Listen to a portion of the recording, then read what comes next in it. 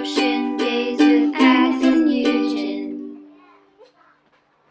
Hi guys, it's us again. I'm Yujin. And I'm Agnes. Today we will carry on our topic about attention-seeking behavior and peer pressure from the last devotion. We will tell you guys 5 ways to resist peer pressure. Number 1 is that you should know who you are and what you want. One of the most important things you can do as a teenager is to work out what you believe, what you live by, and what kind of person you want to be. Then work out how you are going to feed that belief and how you're going to live it out and how you're going to be that person. Think about it like a mobile phone. When you get a new one, it's great fun to personalize the ringtones and display. If you don't do it, the phone will still work and still work on the default setting, but it will be just like every other phone out there. Just like a phone, you can choose what settings your life goes on. If you don't, your life will be determined by default. Look ahead 10 years. What do you see?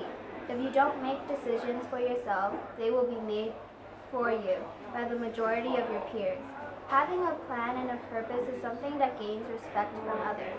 It also helps you to keep your big picture in mind and say no to things that aren't part of the plan. Number 2 is to know who others are and what they want.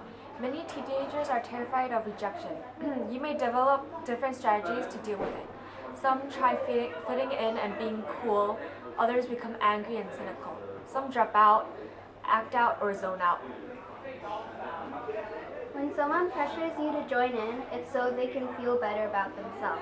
They want to know that they aren't going to be rejected. If you don't join in, they see you as rejecting them, so that's the biggest fear of their lives. They'll work hard to make you feel like you have no choice. So what can you do? Well, the obvious solution is to find other ways to make the people around you feel that they are okay, that they are unique, and that they're loved. Saying kind and encouraging things, but not being too cheesy, and avoiding insulting them back might help. Understanding that everyone is struggling with insecurity and finding ways to help out people is good too. If your friends feel validated by you because you've shown them your care, they are less likely to reject you or pressure you. Number 3 is to understand the pressure and its consequences. Some of the typical peer pressures that teenage girls face are drugs, smoking, alcohol, gossiping, and etc. They are risky and they give us a rush and a buzz and make us high. And let's be honest, some of them may feel great, so why should we say no? The short story is that drugs fry your brain. Cigarettes will kill you and binge drinking can poison you and lead to violence, unwanted sex, and public humiliation and gossiping. All of these peer pressures will lead to bad consequences. Why do we feel pressured to do these things? I think because it's easy to substitute the high and the rush for acceptance and love. But it's a false substitute. The only thing that will make you feel loved is actually being loved by people in real friendships and relationships. When you face peer pressure, take a step back and look at it clearly. What are you hoping to get from the experience? A rush? Acceptance? Will it deliver what you think it promises? And if it doesn't deliver, how will you feel when it's all over? The 4th way is to find a substitute, rush, and affirming friends. Make yourself immune to peer pressure by finding alternative highs. Sports, creative arts, and performance can all give you a rush. Join a history club. Really? Okay. Study chess. Learn how to play the guitar. Discover cure for cancer. Invent the next Facebook.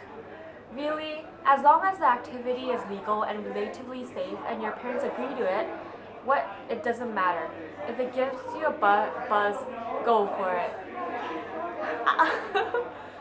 The other thing that builds immunity to peer pressure is to know that you are loved. It helps to be valued at home by your parents and family.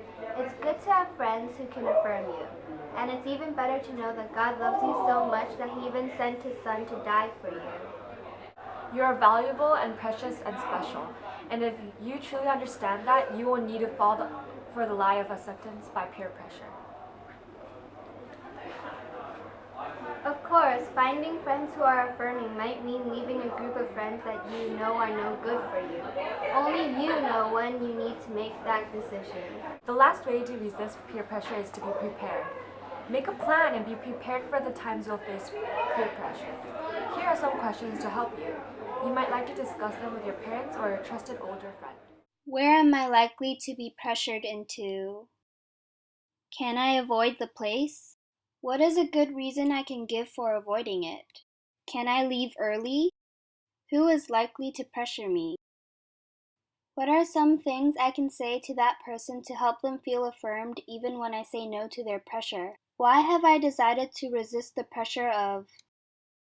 Can I think of ways to express my decision that sound gentle and humorous instead of angry and defensive? What can I do instead of?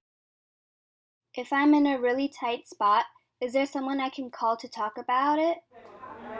A tip that I found helpful is to develop a sense of humor.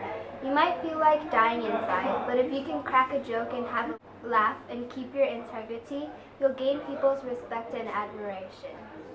Romans 12:2 says, "Do not be conformed to this world, but be transformed by the renewal of your mind, that by testing you may discern what is the will of God, what is good and acceptable and perfect." I hope this long devotion on ways to resist peer pressure has helped you with your journey with God. Feel free to comment below questions that we can help you on. You can also email us questions at ddway123@gmail.com. See you soon. Bye!